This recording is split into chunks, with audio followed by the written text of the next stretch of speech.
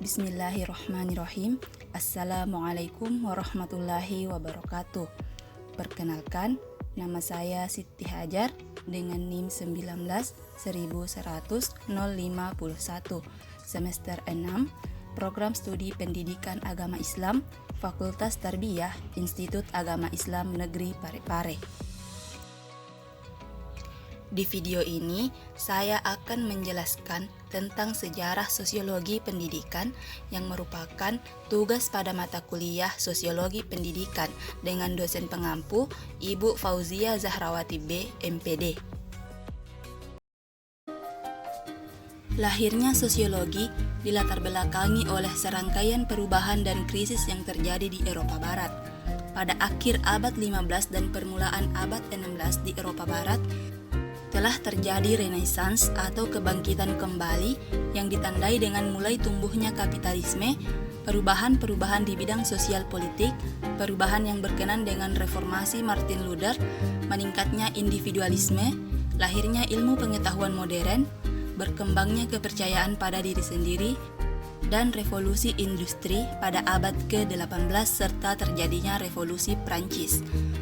Revolusi industri dan revolusi Prancis mendorong perubahan sosial yang sangat cepat. Perubahan sosial yang sangat cepat tersebut menimbulkan cultural lag atau kesenjangan kultural. Cultural lag menjadi penyebab munculnya masalah-masalah sosial yang dialami dunia pendidikan. Para ahli sosiologi menyumbangkan pemikirannya untuk memecahkan masalah itu, hingga lahirlah sosiologi pendidikan.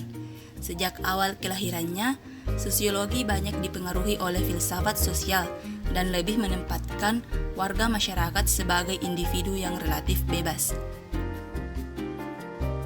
Adapun tokoh sosiologi yang memiliki peran penting dalam perkembangan sosiologi itu sendiri diantaranya yaitu tokoh yang pertama yaitu Ibnu Khaldun. Ibnu Khaldun merupakan seorang tokoh yang dikenal sebagai sejarawan dan bapak sosiologi Islam terkemuka yang berasal dari Tunisia.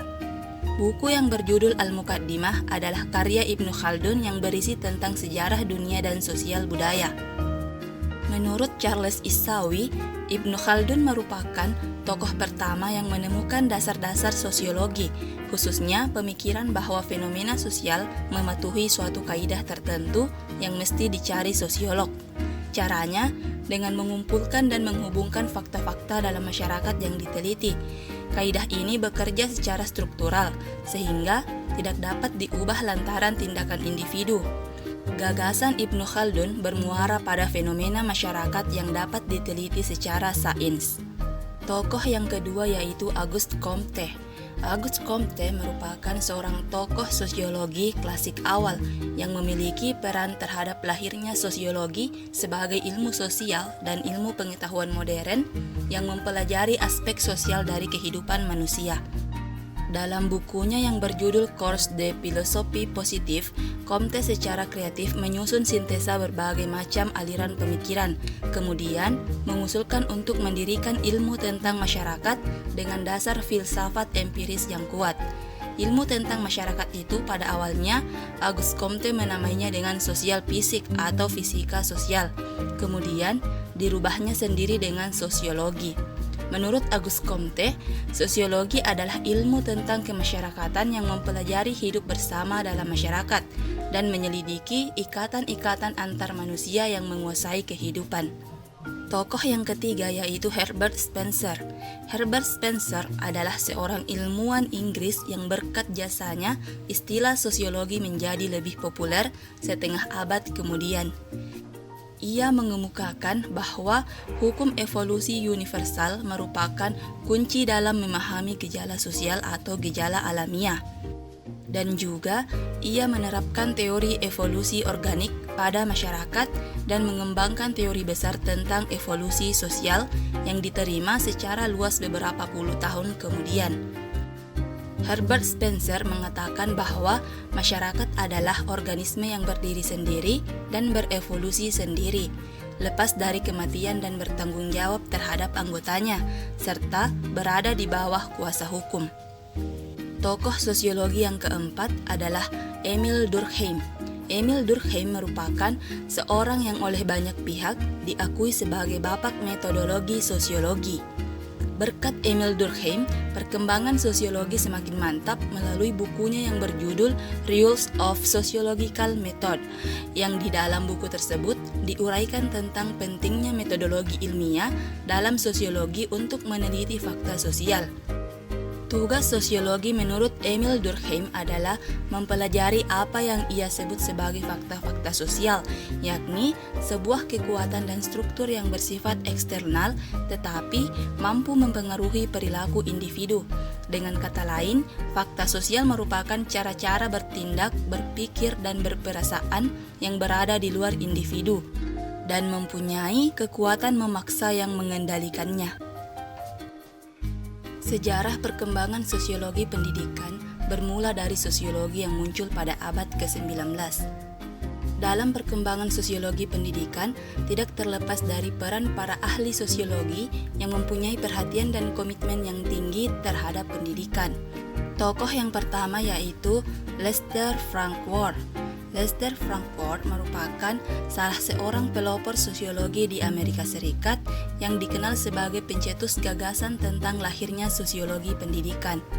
Gagasan ini tersusun dalam karyanya yaitu Applied Sociology atau sosiologi terapan, yang secara khusus mempelajari perubahan-perubahan masyarakat karena usaha manusia. Dalam kaitannya dengan sosiologi pendidikan, Lester Frank Ward memberikan sumbangan pemikiran tentang evolusi sosial. Evolusi sosial adalah perkembangan masyarakat secara gradual yang menunjukkan proses perubahan yang terjadi dalam dinamika kehidupan sehari-hari dalam tiap masyarakat. Dan menurutnya pula, pendidikan adalah alat penting untuk mendorong terjadinya proses evolusi masyarakat dalam mencapai tujuan-tujuan yang diharapkan. Sekolah menjadi salah satu lembaga atau institusi penting untuk menuju perubahan masyarakat dan mempunyai fungsi sosial yang lebih besar daripada peran mengajar individu. Tokoh yang kedua yaitu John Dewey. John Dewey merupakan seorang tokoh pragmatisme, ahli pendidikan, dan sekaligus pelopor sosiologi pendidikan yang mengembangkan gagasan pemikiran Lester Frank Ward. Dalam karyanya yang berjudul School and Society yang terbit pada tahun 1899, ia menekankan sekolah sebagai institusi sosial serta memandang bahwa hubungan antara lembaga pendidikan dan masyarakat sangat penting. Menurut John Dewey, pendidikan harus mampu membekali anak didik sesuai dengan kebutuhan yang ada pada lingkungan sosialnya, sehingga apabila anak didik tersebut telah lulus dari lembaga sekolah, ia bisa beradaptasi dengan masyarakatnya. Tokoh yang ketiga yaitu Emil Durkheim. Emil Durkheim adalah salah satu tokoh yang berperan penting dalam perkembangan sosiologi pendidikan. Teori pemikiran Emil Durkheim terangkum dalam konsep solidaritas sosial yang menunjuk pada suatu keadaan hubungan antara individu dengan kelompok yang didasarkan pada perasaan moral serta kepercayaan yang dianut bersama yang diperkuat oleh pengalaman emosional bersama. Solidaritas sosial oleh Emil Durkheim dibagi menjadi dua, yaitu solidaritas mekanik dan solidaritas organik. Solidaritas mekanik adalah solidaritas yang didasarkan pada suatu kesadaran kolektif bersama, sedangkan solidaritas organik merupakan solidaritas yang didasarkan pada tingkat saling ketergantungan yang tinggi. Emil Durkheim juga mengatakan bahwa masyarakat secara keseluruhan dan lingkungan sosialnya merupakan penentu cita-cita yang dilaksanakan lembaga pendidikan. Tokoh yang keempat yaitu Karl Mannheim. Karl Mannheim merupakan seorang sosiolog yang memandang pendidikan sebagai salah satu elemen dinamis dalam sosiologi. Sosiologi pengetahuan adalah pemikiran sosiologi dari Karl Mannheim yang mengkaji hubungan masyarakat dan pengetahuan.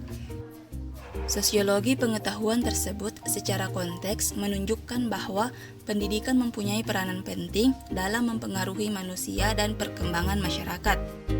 Kemudian, menurut Karl Mannheim, penggunaan pendekatan sosiologis terhadap penyelesaian berbagai permasalahan pendidikan bukan hanya membawa nilai positif dalam perumusan tujuan pendidikan, melainkan dapat pula membantu pengembangan konten dan metodologi pendidikan. Tokoh yang kelima yaitu George Paine. George Payne adalah salah seorang tokoh yang kerap kali disebut sebagai bapak sosiologi pendidikan. George Payne mengemukakan secara konsepsional apa yang dimaksud dengan sosiologi pendidikan, yaitu ilmu yang menggambarkan bahwa di dalam lembaga-lembaga, kelompok-kelompok sosial dan proses sosial terdapat apa yang dinamakan hubungan-hubungan sosial, di mana dengan interaksi sosial itu, individu memperoleh dan mengorganisir pengalaman-pengalamannya. George Payne secara spesifik memandang sosiologi pendidikan sebagai studi yang komprehensif tentang segala aspek pendidikan dari segi ilmu yang diterapkan. Selanjutnya yaitu paradigma sosiologi pendidikan.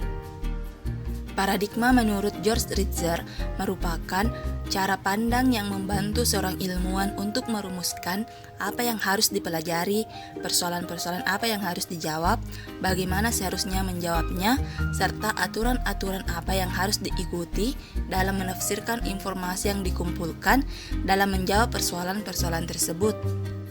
Paradigma sosiologi pendidikan menurut George Ritzer ada 3 macam, yaitu paradigma fakta sosial, definisi sosial, dan perilaku sosial. Pertama, paradigma fakta sosial. Paradigma fakta sosial pertama kali dicetuskan oleh Emil Durkheim sebagai pokok persoalan yang harus dipelajari dalam ilmu sosiologi. Paradigma fakta sosial menyatakan bahwa masyarakat merupakan suatu kenyataan atau realitas yang mandiri, dalam arti terlepas dari sikap individu yang ada di dalamnya. Pokok persoalan yang menjadi perhatian penyelidikan paradigma fakta sosial adalah struktur sosial dan pranata sosial. Fakta sosial oleh Emil Durkheim dibagi menjadi 2 jenis, yaitu bentuk material dan bentuk non-material. Bentuk material yaitu sesuatu yang nyata dan berbentuk bendawi, yang dapat disimak, ditangkap, serta diobservasi. Sedangkan bentuk non-material yaitu sesuatu yang dianggap nyata, tidak berbentuk bendawi, dan merupakan fenomena yang bersifat intersubjektif yang hanya dapat muncul dari kesadaran manusia. Kedua jenis fakta sosial di atas sama-sama nyata dan berpengaruh terhadap individu. Paradigma yang kedua yaitu paradigma definisi sosial. Pada paradigma definisi sosial, seorang tokohnya yaitu Max Weber mendefinisikan sosiologi sebagai ilmu yang berusaha untuk menafsirkan dan memahami tindakan sosial serta antarhubungan sosial untuk sampai kepada penjelasan kausal. Tindakan sosial yang dimaksud dalam hal ini adalah tindakan individu yang mempunyai makna atau arti subjektif bagi dirinya dan diarahkan kepada tindakan orang lain. Selain itu, tindakan sosial juga dianggap sebagai sesuatu kenyataan sosial. Paradigma definisi sosial tidak memiliki pandangan yang bertolak dari kenyataan sosial yang bersifat objektif, namun berangkat dari pemikiran individu sebagai subjek. Dalam hal ini, sekalipun kenyataan sosial bersifat objektif, kebebasan untuk menentukan tindakan tetaplah berfokus pada individu yang bersangkutan. Paradigma yang ketiga yaitu paradigma perilaku sosial. Paradigma perilaku sosial merupakan paradigma yang dikemukakan oleh B.F. Skinner dengan maksud ingin menjelaskan asas-asas aliran behaviorisme ke dalam ilmu sosiologi. B.F. Skinner menyatakan bahwa yang menjadi objek penelaahan sosiologi adalah perilaku manusia yang nyata dan konkret serta kemungkinan pengulangannya. Sehingga ia tidak sependapat dengan apa yang dinyatakan oleh paradigma fakta sosial dan paradigma definisi sosial. Hal tersebut karena paradigma fakta sosial dan paradigma definisi sosial dianggap mengandung ide-ide dan nilai-nilai yang oleh paradigma perilaku sosial dianggap tidak tepat karena sebenarnya ide-ide dan nilai-nilai tersebut tidak dapat diamati secara nyata dan konkret dalam menelaah masyarakat. Paradigma perilaku sosial memusatkan perhatiannya kepada hubungan antara individu dengan lingkungannya. Lingkungan yang dimaksud dalam hal ini adalah segala macam objek sosial dan objek non-sosial. Prinsip yang menguasai antar hubungan individu dengan objek sosial adalah sama dengan prinsip yang menguasai hubungan antara individu dengan objek non-sosial. Baik, itulah tadi sedikit penjelasan tentang sejarah sosiologi pendidikan. Semoga apa yang saya sampaikan tadi dapat bermanfaat dan menambah wawasan kita. Sekian dan terima kasih. Wassalamualaikum warahmatullahi wabarakatuh.